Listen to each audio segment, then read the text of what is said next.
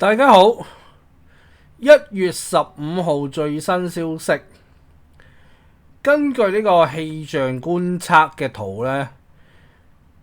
估唔到咁快就有亞洲區嘅第一個颱風啦，今年第1號嘅颱風。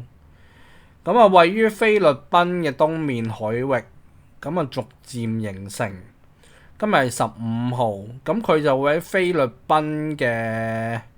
外圍咧就掠過，咁之後咧就應該會消散㗎啦。咁而家仲係冬天，咁啊估唔到咁快咧，溫暖嘅海水咧就已經係形成咗第一個颱風啦。1號颱風而家喺西北太平洋海域逐漸發展當中，呢個叫洛安嘅颱風咧，預計16號咧，明日咧就會成為輕度颱風。咁啊，唔係強颱風，不過預計今年2026咧，好快將會有更多嘅颱風出現。今年亦都係會同2025年咧係好類似嘅，將會有大量嘅颱風吹襲亞洲、菲律賓、台灣，甚至乎係中國香港、越南地區。咁預計香港今年嘅第一個颱風咧，應該會喺5月至6月期間咧就出現㗎啦。咁啊，而家呢個洛安咧，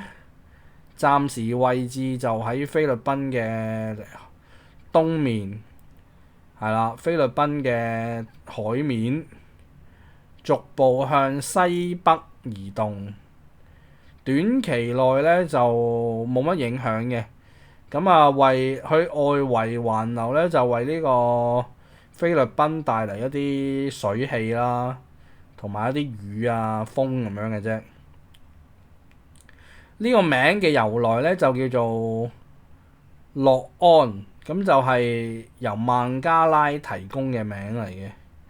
係由椰殼嘅纖維製造嘅繩索啊，係啦。咁啊，呢個係2026嘅首個颱風，不過咧就會受住季候風嘅影響咧，路徑就好大機會又出現更大嘅變數。咁啊，估唔到1月就咁快有第一個颱風出現，預計今年咧亞洲地區咧都係會非常之頻密嘅。颱風嘅形成咧，可能都會係持續會去到12月嘅。咁現階段嚟講咧，第一個可能會形成嘅颱風咧，即係會造成影響咧，就可能會係5至6月期間出現。即係今年嘅第一個3號波或者8號波以上嘅颱風咧，有機會喺5、6月就會出現，提早出現，因為海水仍然係極度溫暖咧，好有利於颱風嘅形成啊。